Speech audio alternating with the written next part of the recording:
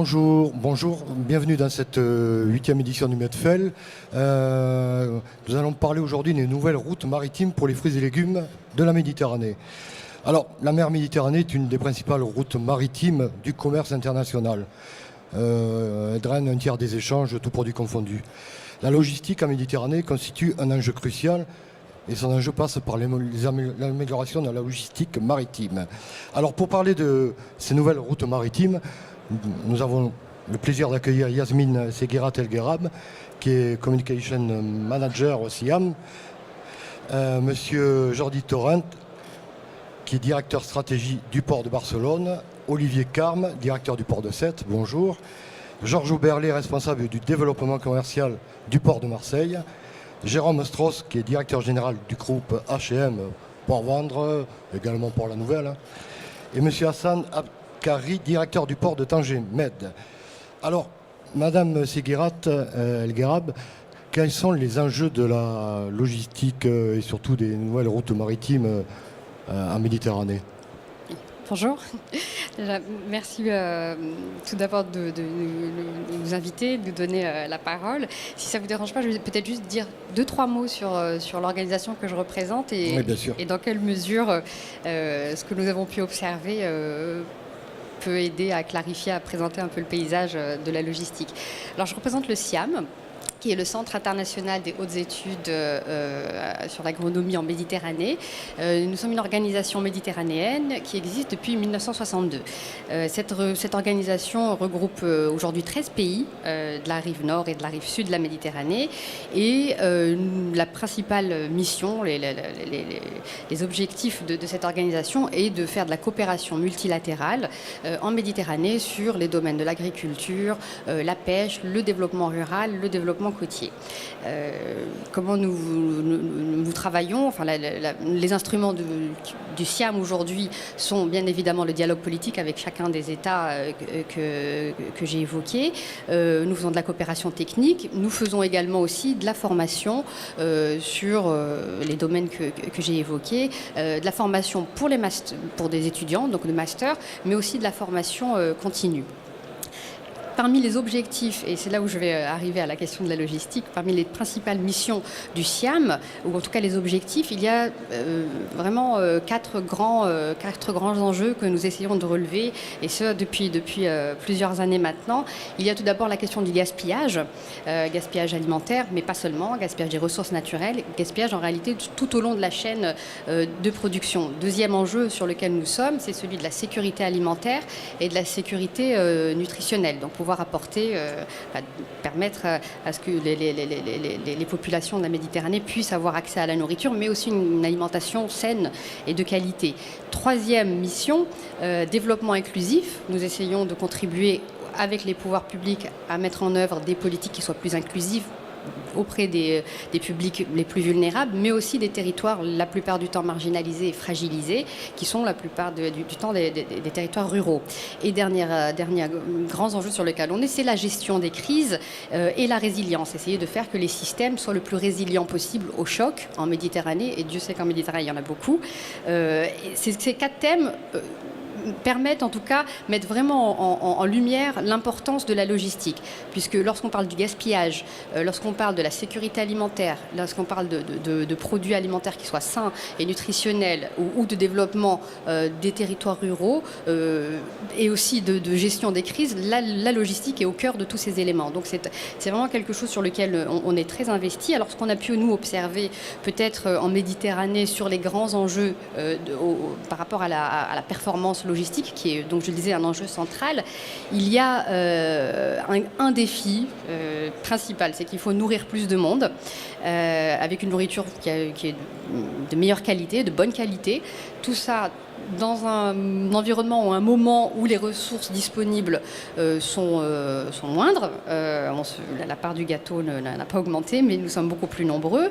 Il y a bien évidemment aussi une compétition accrue, une compétition économique accrue en Méditerranée, avec l'apparition, et ça je pense que ce sera dit, de nouveaux acteurs, de nouveaux grands acteurs comme la Chine ou l'Afrique du Sud, qui viennent un petit peu redessiner cette cartographie de la logistique.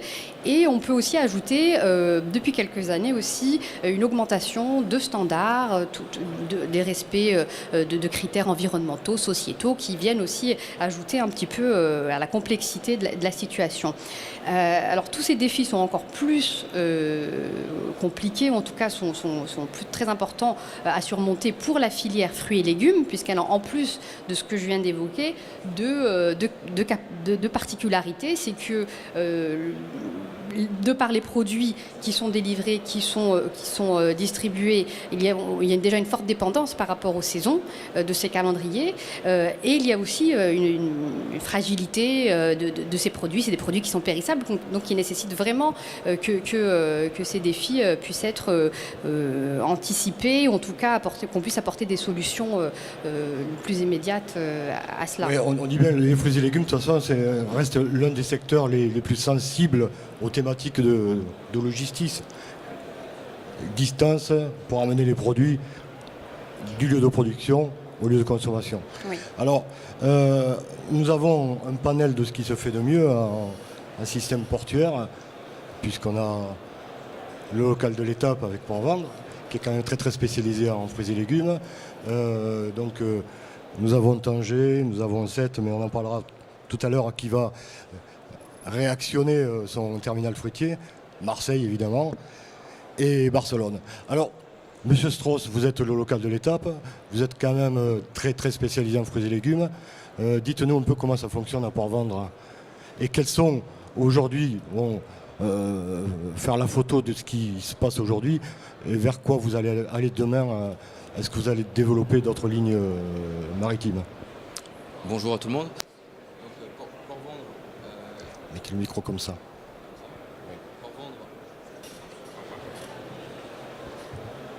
Allô? Oui, bonjour. Donc bonjour à tout le monde. Effectivement, Port-Vendre est un port essentiellement à 99% spécialisé dans le fruit et légumes. La photo, c'est à peu près 300 000 tonnes de fruits et légumes par an et entre 25 et 30 000 EVP manipulés. Le principal, il y a deux réseaux de sources d'approvisionnement. C'est l'Afrique noire, avec une ligne qui touche une fois par semaine Port-Vendre et qui dessert le Sénégal, la Côte d'Ivoire, le Ghana, le Cameroun, le Togo et l'autre et le Maroc. Et après, on a une ligne de saison, de grosse saison avec le Maroc qui fait Agadir, Port-Vendre en direct et qui touche une fois par semaine de novembre à mi-avril. Donc la dernière escale est la semaine prochaine, qui peut certainement continuer à travers d'autres moyens de rotation, comme avec d'autres. Là, on est sur du porte-conteneur qui peut déboucher peut-être sur du ro-ro pour étaler un petit peu la fin de saison.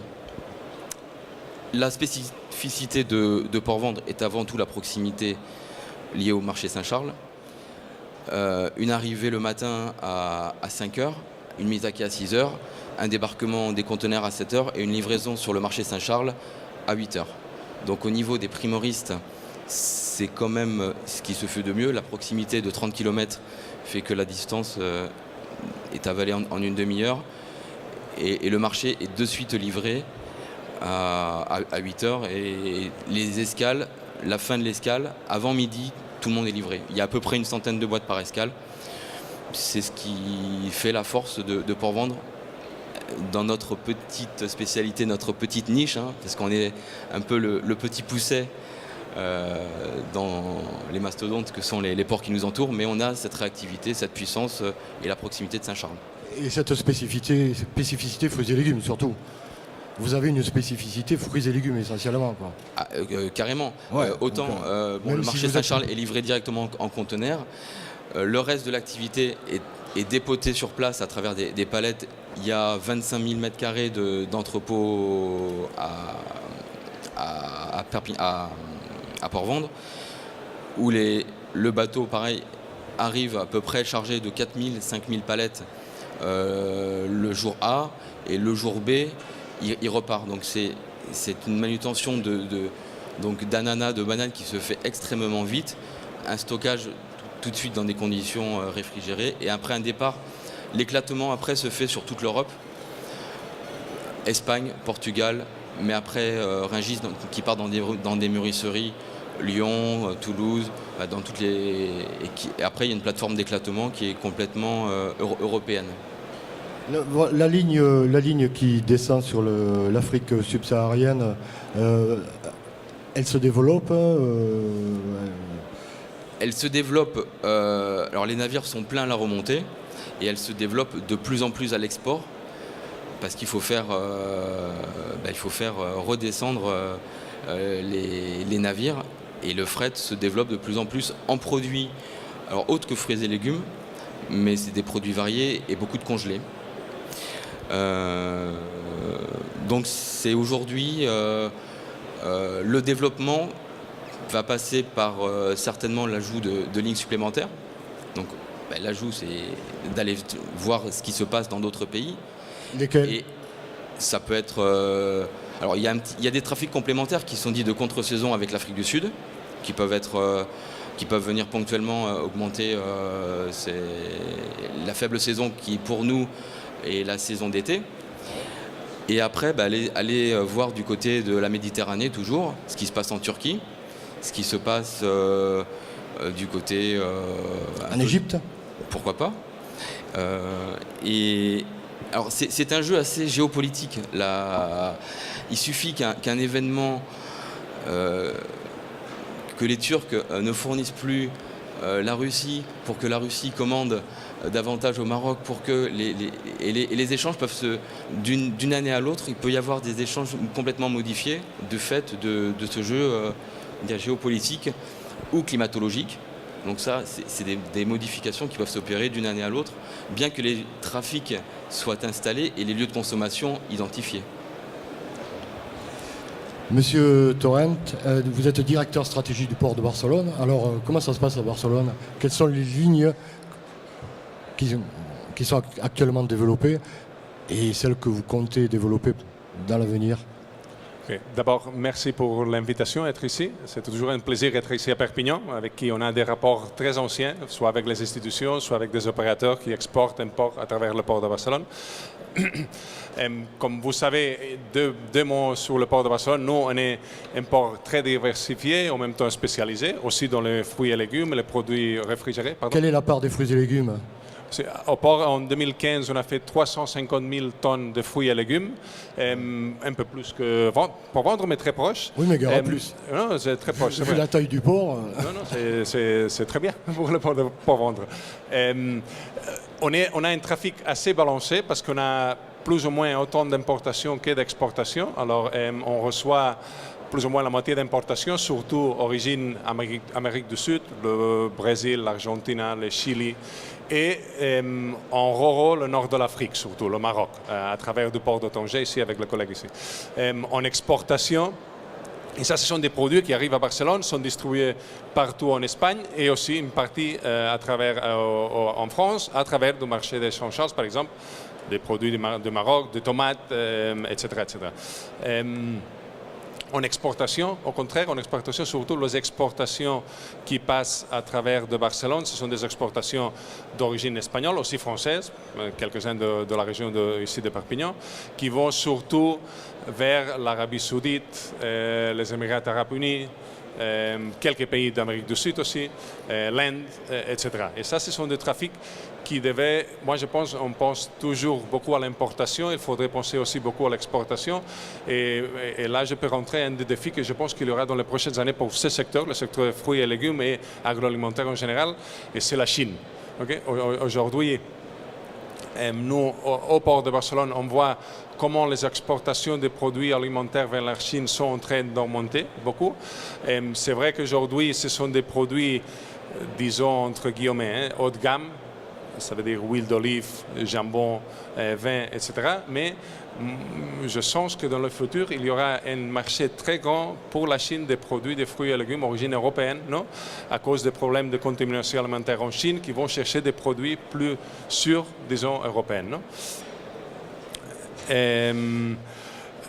D'autres défis qu'on va retrouver dans les prochaines années, je pense, c'est surtout lié au ferroviaire. Est-ce que le ferroviaire va arriver à attirer les produits réfrigérés pour être distribués après partout en Europe et en France? Non. Ici, par exemple, la semaine passée, on a eu une démarche du port de France-Marseille qui a lancé un service avec Rotterdam pour produits réfrigérés. À Barcelone, on va lancer un service prochainement aussi avec une ville espagnole. Ça, c'est un autre défi assez important qu'on va se trouver dans les prochaines années. Et l'autre, c'est le développement des services ruraux entre le nord de l'Afrique, la Méditerranée orientale, avec les ports qu'on est assis ici sur cette table, non, en concurrence, disons, avec le passage de l'étroit de Gibraltar. Non, on a des dizaines de milliers de camions qui traversent l'étroit de Gibraltar pour être distribués après en Espagne, en France, en Suisse, en Allemagne, qui font des milliers de kilomètres en camion, non, avec des émissions de CO2. Alors, on devrait faire tous un effort pour essayer d'attirer ça sur le service ruraux reliant nord de l'Afrique, Turquie, Grèce, avec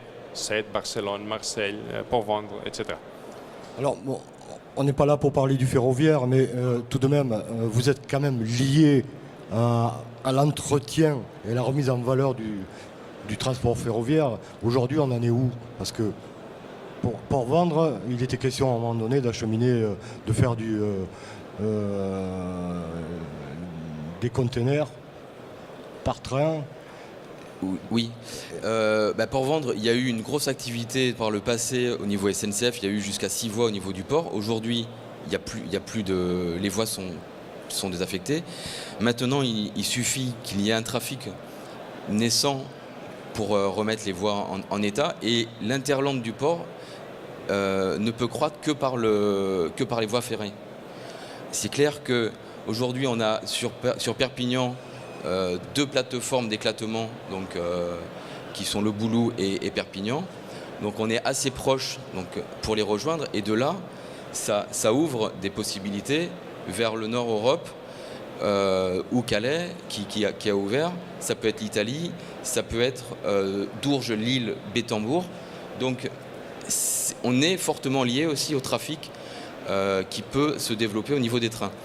Ce qu'il faudrait en transport de fruits, c'est d'avoir des trains de conteneurs réfrigérés et plugués.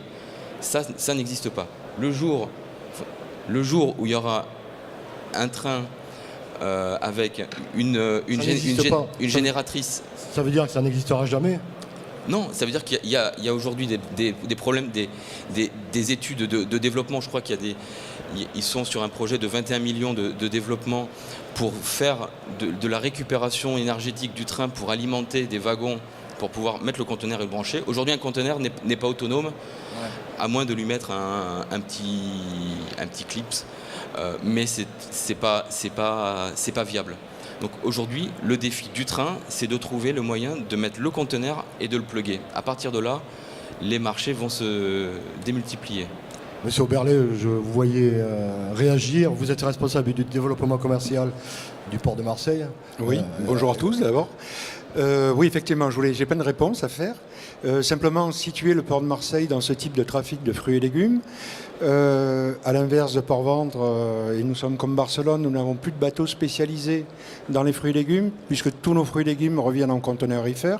Et quelle est la part du trafic fruits et légumes à Marseille? Nous avons à peu près 500 000 tonnes à l'année de fruits et légumes, donc on en fait beaucoup parce qu'on a des trafics sur l'ensemble des pays. Ça, c'est la Chine, c'est l'Afrique du Sud, c'est l'Amérique du Sud, c'est le Maghreb, bien sûr, c'est la Méditerranée.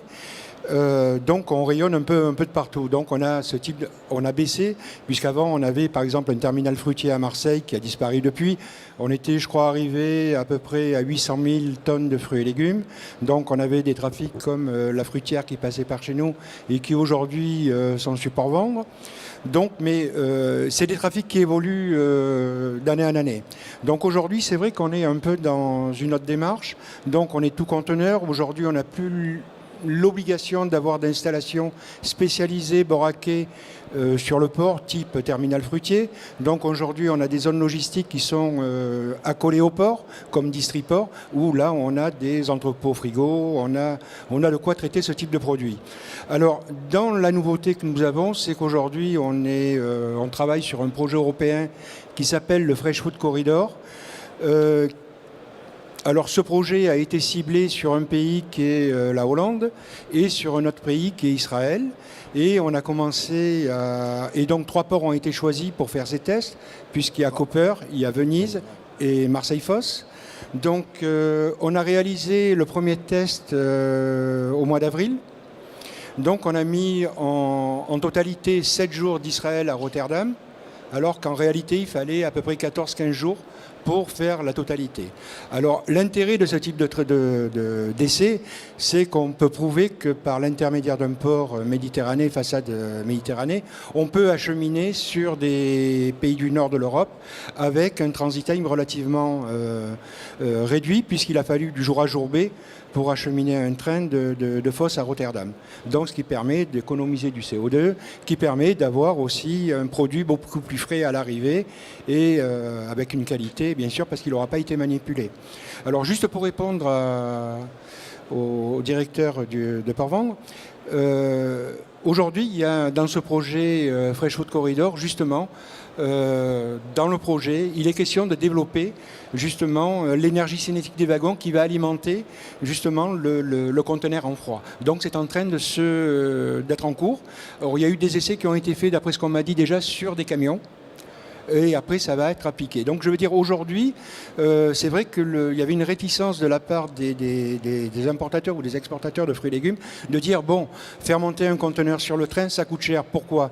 Parce qu'il y avait un opérateur chez nous, comme Green Modal, qui faisait ce type d'opération, mais qui mettait des générateurs sur les wagons, mais ça occupait de la place. Donc au lieu de faire des trains de 40 conteneurs, on faisait des trains d'une vingtaine de conteneurs.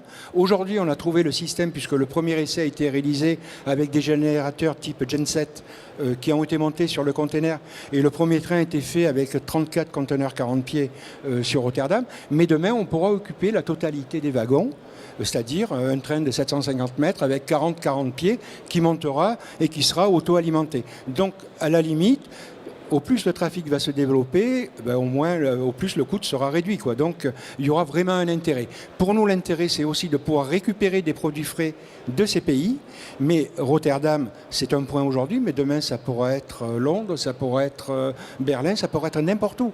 Donc, je veux dire, aujourd'hui, des ports, on pourra alimenter, on n'aura plus besoin peut-être de faire le tour complet pour les produits de la Méditerranée, de remonter en 14, 15, 16, 17, 18 jours. Si on prend la Russie, je n'ai pas en tête, mais je crois qu'il doit falloir, pour des produits qui partent d'Israël ou de Turquie, il doit falloir à peu près une vingtaine de jours pour aller à Saint-Pétersbourg. Donc on pourra aller, peut-être pas un jour à jour B, mais un jour à jour C, et on gagnera quand même aussi moitié temps. À quelle échéance vous pensez qu'on arrive alors à là, ce schéma? dans le projet Fresh Food Corridor, on a réalisé le premier essai qui a été à peu près concluant.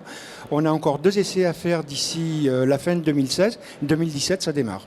Belle perspective. Hein. Belle perspective, oui. Bon. Et surtout, on a les manutentionnaires qui se sont occupés de ça, puisque chez nous, c'est la société Sillard qui a réceptionné ce type de produit et qui nous a dit que ça serait sans problème, quoi. Voilà. Très bien. Monsieur Abkari, vous êtes directeur du port de Tanger-Med. Alors, pour vous, comment ça se passe le secteur des fruits et légumes? Quelle route maritime vous empruntez Oui.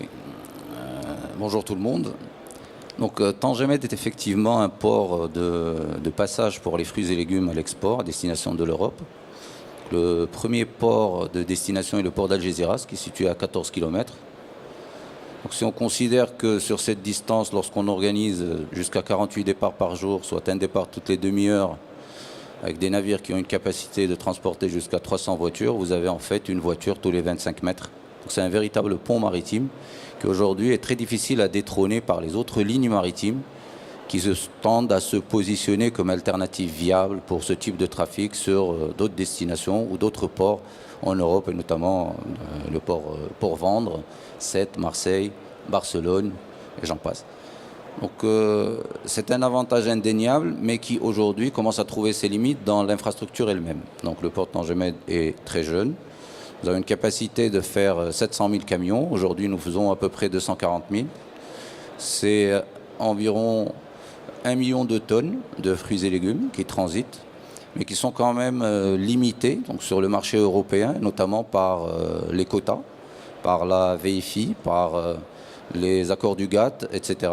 Ce qui fait que, effectivement, tout le développement de la production, grâce au plan Maroc Vert qui a été mis en place il y a à peu près 3 ans et qui tend à doubler la capacité, eh bien, s'écoule sur d'autres destinations et notamment la Russie.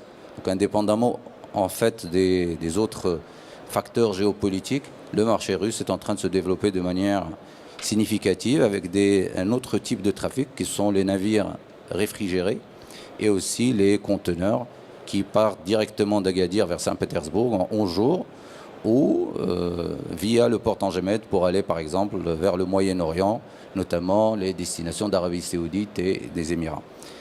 Le développement sur ces lignes alternatives aujourd'hui nous intéresse beaucoup. Donc on essaye de créer des alternatives et notamment sur le port de Barcelone qui aujourd'hui est desservi par 2 compagnies maritimes que sont Grimaldi et GNV.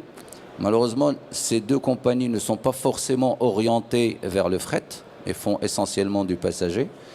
Aujourd'hui, il y a beaucoup de facteurs qui font que le choix de ces alternatives vont relativement tarder dans la mesure où le client final ne valorise pas encore le carbon footprint. Donc si on avait sur chaque paquet de chips, par exemple, le nombre de kilos de CO2 qui ont été produits, donc de la production jusqu'à la livraison, y compris la chaîne logistique, peut-être qu'on commencerait à favoriser le transport maritime un peu plus que le transport routier. Puis aussi, il ne faut pas oublier que le transport routier donne une grande indépendance aux producteurs, puisque si vous avez produit une palette d'haricots verts, eh bien vous pouvez la charger sur un camion et l'envoyer, la vendre en Europe. Par contre, si vous êtes sur un mode conteneur, vous devez faire du FCL, du full load, et vous n'êtes pas forcément indépendant. Quand vous arrivez effectivement à Port-Vendre avec 50 unités, c'est les prix du marché qui chutent. Si vous avez un jour de retard pour conditions de mer, c'est 100 camions qui sont en retard. Si vous avez un camion qui est en retard, c'est un camion qui est en retard. Donc il y a autant d'avantages intrinsèques à chaque alternative logistique qui vont faire que le choix du chargeur va s'orienter principalement vers l'une ou l'autre indépendamment du coût. Bien sûr, comme j'ai dit tout à l'heure, la sensibilité à certains facteurs et notamment le facteur environnemental et écologique vont faire que ces choix logistiques seront viables. Lorsqu'on aura la fréquence idoine, par exemple sur Barcelone, je pense que cette fréquence se situe aux alentours d'un départ par jour, pour un départ quotidien pour pouvoir intéresser les producteurs. Sur Port-Vendre, effectivement, c'est la capacité du port et puis aussi, surtout, sa dépendance du marché de Saint-Charles qui fait sa propre limite. Et sur, bien entendu, il y a quelques situations où la Turquie arrête de vendre à la Russie, mais c'est de la tomate ronde, c'est 300 000 tonnes par an, on n'en fait que 50 000 au Maroc. Donc en fait, ce n'est pas réellement des marchés de prédilection pour le Maroc, ce sont d'autres qualités de produits, d'autres références qui sont produites. Et malgré cela, on verra quand même se développer un certain trafic, soit par camion sur la Russie, soit directement par navire conventionnel, frigorifié, ou éventuellement par train, si on arrive effectivement à contrôler la température et à s'assurer que les conditions de voyage de la marchandise selon les normes et les standards en vigueur en Europe. Voilà. Vous avez dit que vous êtes limité dans la structure aujourd'hui. Vous avez des projets d'extension à Tanger. Lorsque je disais qu'on était limité, je ne parlais pas forcément de Tangemed, parce qu'on est en site miroir avec Algeciras aujourd'hui, et l'infrastructure étant ce qu'elle est, à Algeciras, donc qui est un port amorti, qui a plus de 100 ans. Bon, nonobstant ce fait, Tangemed effectivement aujourd'hui travaille sur l'extension du port passager roulier, avec l'adjonction de 5 quais, pour surtout répondre à la longueur hors-tout des navires qui est en croissance continue, parce qu'aujourd'hui le port a été réalisé pour des navires projets de 180 mètres de long, avec quelques quais pour les longues distances qui peuvent aller jusqu'à 205 mètres. Donc on est en train d'aménager, ou d'étudier plutôt, une solution dans laquelle on pourrait rajouter 5 quais à 250 mètres chacun pour pouvoir justement suivre cette évolution de taille des navires. Merci. Olivier Carmest, vous êtes directeur du port de Sète. Il y a un très beau terminal fruitier qui a été mis en sommeil pendant 2 ou 3 ans, hein, c'est ça? Voilà, c'est ça.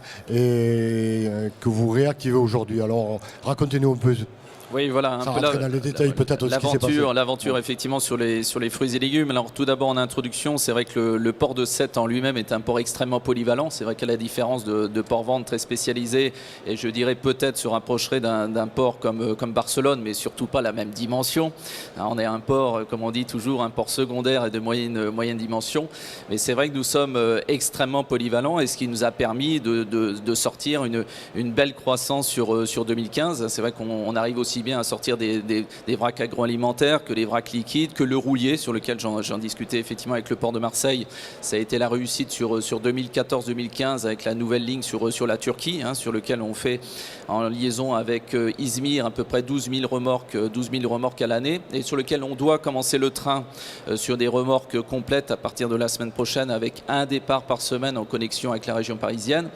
Alors de l'autre côté, cette polyvalence qui manque, évidemment, c'est l'activité fruits et légumes, puisqu'il y a encore 3 ans, on avait des connexions sur l'Israël, avec un investissement privé. Donc Boracay, c'était le groupe Orsero qui avait investi plus de 20 millions d'euros, et je le répète toujours, c'est un investissement privé qui a été réalisé sur le port. Le système n'a pas fonctionné, et aujourd'hui, la région a la grande différence, c'est qu'on a été à peu près pendant 2 ans sur des discussions assez compliquées, vous imaginez, lorsqu'il y a un tel investissement, et avec un arrêt aussi brutal. Donc on a récupéré au niveau de la région la propriété de l'entrepôt. Donc Port Sud de France récupère la gestion depuis le 1er décembre 2015, donc c'est tout récent.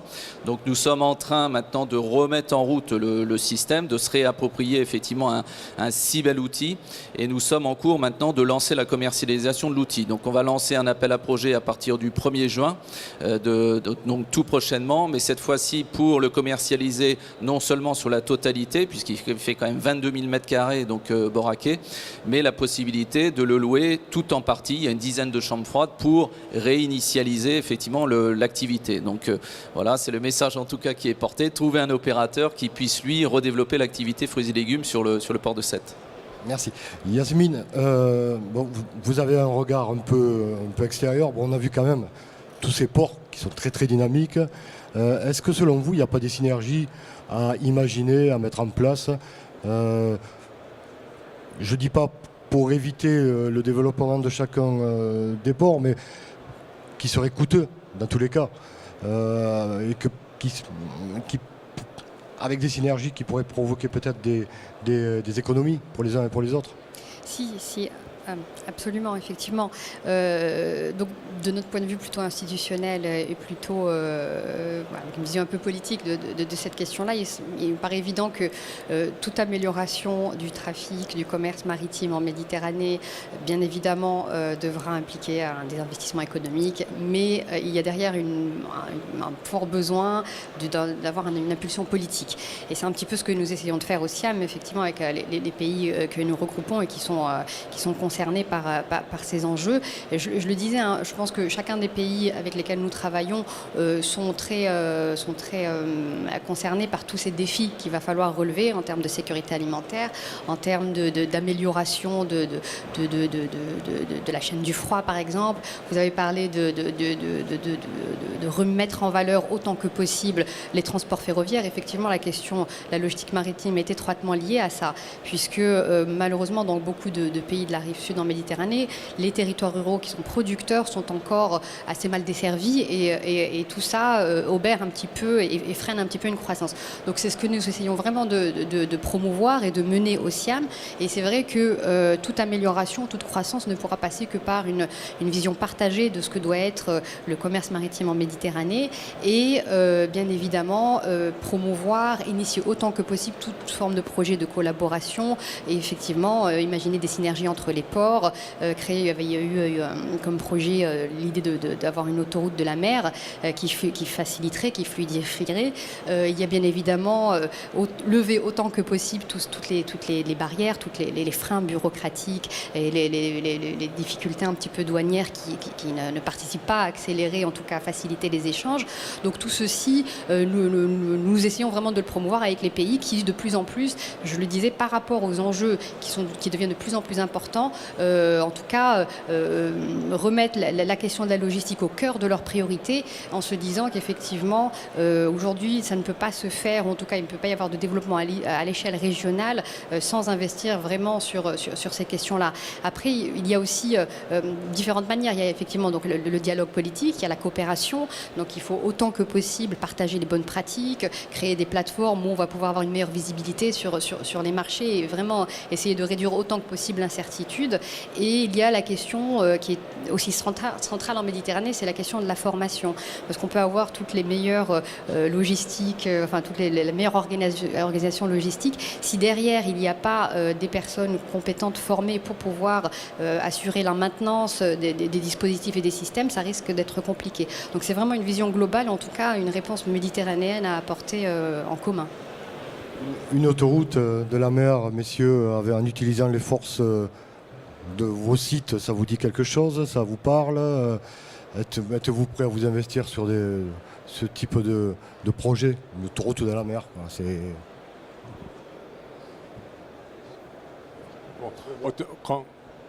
Ça marche pas?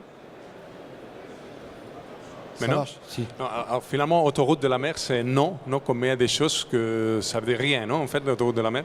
Il y a déjà des autoroutes de la mer qui existent, entre Tanger et Barcelone, entre Sète et la Turquie. Donc, ça existe déjà des services, non, réguliers, qui font un trajet au moins de 24 heures parfois, 17h20, 24 heures. Alors, ça existe déjà, non.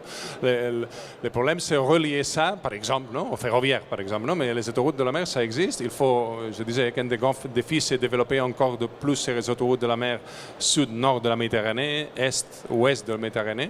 Mais en fait, le non, ça ne fait pas la chose, comme on dit, non? Je ne sais pas, ça me dit en espagnol, je ne sais pas si en français on dit la même chose. Ah oui, monsieur Carmes. Non, allô, oui, je voulais juste confirmer effectivement cet élément. C'est vrai qu'autour de la mer, c'est toujours surtout un terme européen et qui permet notamment d'avoir des subventions européennes. Et on le dit souvent que déjà des autoroutes de la mer existent. Voilà, et on parlait, nous, aujourd'hui sur la Turquie. Cette ligne régulière, c'est une escale par semaine avec un navire qui a une vitesse de 26 nœuds et qui, effectivement, souhaite développer la fréquence et demain arriver sur le train, etc. Le concept en lui-même est monté. Maintenant, c'est clair que ce sont des lignes qui se sont montées sans aucune subvention et qui fonctionnent dès aujourd'hui, qui sont sur le concept, je dirais globalement, d'autour de la mer. Donc c'est pas sur les fruits et légumes aujourd'hui, c'est sur plutôt des produits industriels nous concernant, mais on peut dire que les concepts existent déjà dans un certain nombre de ports qui sont autour de la table. Vous n'avez pas besoin de subventions de l'Europe pour vivre. Vous attendez pas après ça. Je pense que la meilleure réussite à un moment donné pour un tel projet, c'est à partir du moment où l'opérateur monte lui-même son projet et surtout, on l'a connu dans un certain nombre de ports, qu'à partir du moment où les subventions s'arrêtent, la ligne s'arrête. Donc c'est souvent le drame.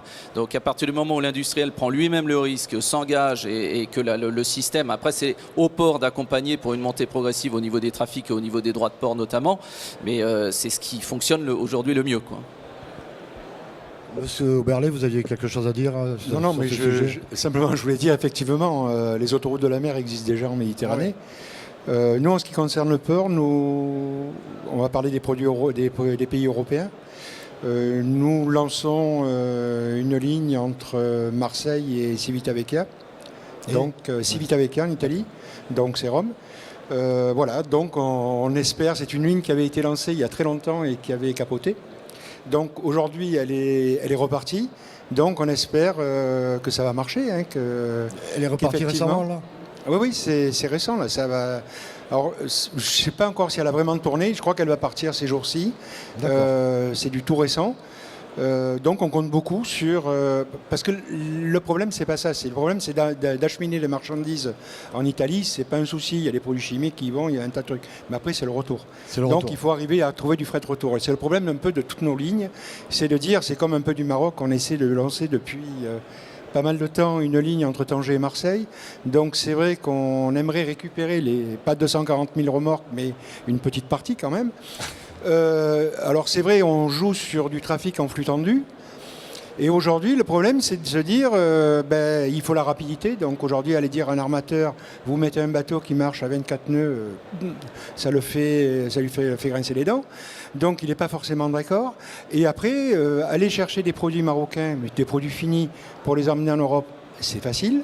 On peut les prendre, mais après, il faut retourner les C'est produits. le retour. Ouais. Et c'est ça le plus compliqué. Donc c'est d'arriver à trouver, à leur ramener sur la France. Est-ce que la France après a la capacité de ramener les produits, surtout dans la région où les remorques vont se situer? Et c'est ça le plus difficile. Et après, comme on a parlé aussi, la ligne maritime quand même, ça a des inconvénients. C'est ce que le directeur du port de Tanger nous a dit, c'est qu'il y a des inconvénients. Il y a une mer, il y a une grève, voilà. Donc aujourd'hui, les transporteurs, malheureusement, ne sont pas prêts à prendre le risque, à rebasculer sur du maritime. Et c'est ce qu'on essaie de leur dire aujourd'hui. Les ports français sont fiables. Donc il n'y a plus de soucis. Alors c'est vrai qu'il y a des risques, il y a d'intempéries. Et malheureusement, on a calculé que pour certains trafics marocains, le camion devait être libéré avant midi, le lundi matin avant midi. Si le bateau a du retard parce qu'il y a eu un problème au niveau de la navigation, que le camion est libéré dans l'après-midi, eh ben, ça le fait malheureusement. Ça risque de lui poser des problèmes lorsqu'il va arriver à l'entrepôt. Voilà. Aujourd'hui, je pense que pour lancer ce type de ligne, donc c'est vrai qu'il y a les transporteurs à voir, mais il y a aussi les importateurs, exportateurs, ce qu'on appelle les chargeurs, à aller voir et à discuter avec eux et à leur dire qu'aujourd'hui peut-être il y a juste un petit truc, enfin un petit sourire quand même. Les gens attendent 30 jours un bateau qui vient d'Asie et ils veulent leur conteneur dans l'heure qui suit, quoi. Voilà. Alors donc c'est pareil pour le Maroc. On va attendre peut-être 2-3 jours que le camion arrive, mais s'il n'est pas arrivé à 8h du matin, s'il arrive à 8h05, on ne le prend plus. Donc voilà. Aujourd'hui, il y a quand même peut-être autre chose à voir et se dire, bon, on veut économiser du CO2, on veut éviter que les camions aillent sur la route. Il y a d'autres solutions comme le maritime, comme le ferroviaire, mais c'est vrai qu'il y a des aléas. Aujourd'hui, bon, les grèves, on parle des grèves de la SNCF, comme j'ai vu le petit mot sympa là sur la télé. Aujourd'hui, il faut voir que SNCF, c'est vrai que c'est Réseau Ferré de France, on passe, mais les 3/4 des transporteurs ferroviaires, si on prend dans le projet Freight Food Corridor, c'est Europort, c'est un privé qui tracte les trains, c'est plus SNCF. Donc aujourd'hui, le réseau ferré est quand même ouvert, et même si on regarde du côté Port-Vendre-Saint-Charles, vous avez beaucoup d'opérateurs privés qui tractent les trains. Voilà. Bon, aujourd'hui, vous êtes autour de la table, vous parlez, en dehors de... Quand vous rencontrez sur les sols, non, bon, on a parlé de synergie, mais c'est vrai que demain, il faudra certainement accroître ces synergies. Est-ce que vous vous réunissez, vous parlez Alors, peut-être juste un élément déjà, ce qui est important, c'est que tous les mois, à travers l'Union des ports français, il y a quand même une réunion avec l'ensemble des ports français, surtout avec les grands ports maritimes, sur lesquels effectivement les ports décentralisés essaient également de se faire une place. Donc c'est vrai que ça c'est l'occasion de se rencontrer.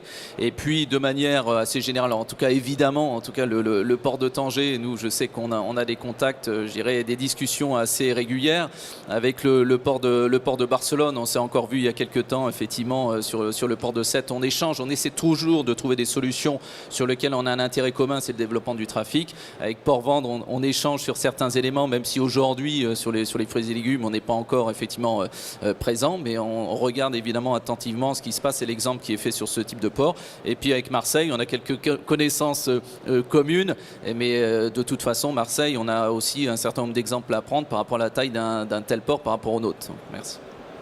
On a beaucoup parlé de Maroc, de Turquie. L'Égypte, qui quand même importe, si je ne m'abuse, près de 3 millions de tonnes de fruits et légumes. Non, 1 million de tonnes de fruits et légumes et exporte près de 3 millions de tonnes. Vous travaillez avec l'Égypte? C'est plutôt les ports italiens, non?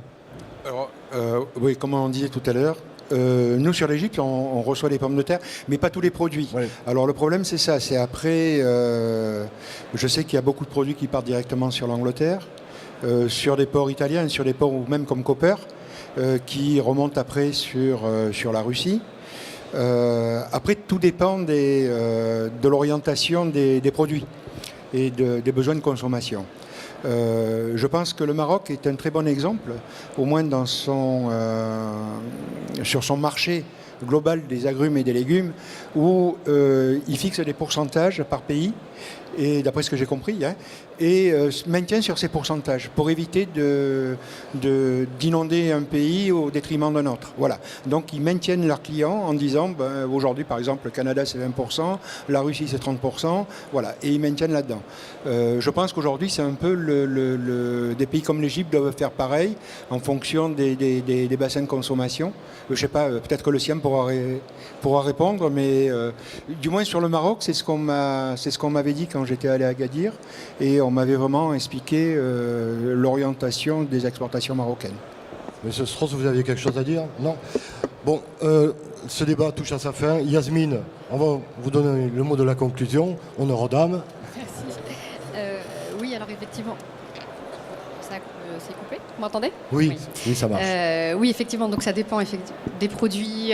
On assiste à une diversification de plus en plus maintenant de produits. Il y avait les produits traditionnels, maintenant de plus en plus, les pays cherchent à aller vers des produits à plus forte valeur ajoutée, et notamment, il y a quelque chose aussi à regarder du côté de toutes les filières bio qui sont en train de peut-être devenir quelque chose de prometteur pour la région. Alors moi, si je dois donner juste un mot pour conclure, il y a effectivement toute une série de freins logistiques et des améliorations technologiques à avoir, mais je pense qu'avant tout, il faut aussi, et on a de cesse de le répéter, avoir peut-être une vraie vision politique, et c'est-à-dire avoir un projet en commun. Et nous, je sais que par exemple au SIAM, on promeut énormément ce qu'on appelle la diète méditerranéenne, non seulement comme un régime ou une diète qui est très bonne en termes de nutrition, mais qui vraiment permet de créer de l'emploi localement, qui permet de participer justement à cette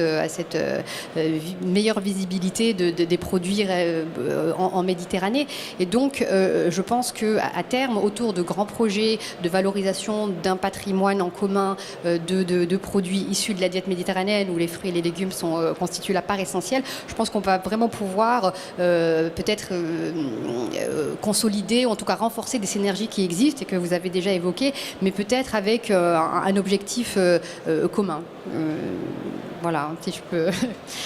Merci Yasmine. En tous les cas, j'ai été très heureux de vous accueillir. Il est dynamique le transport maritime dans notre Méditerranée, et je vous souhaite bon vent et bonne réussite pour la suite. Merci.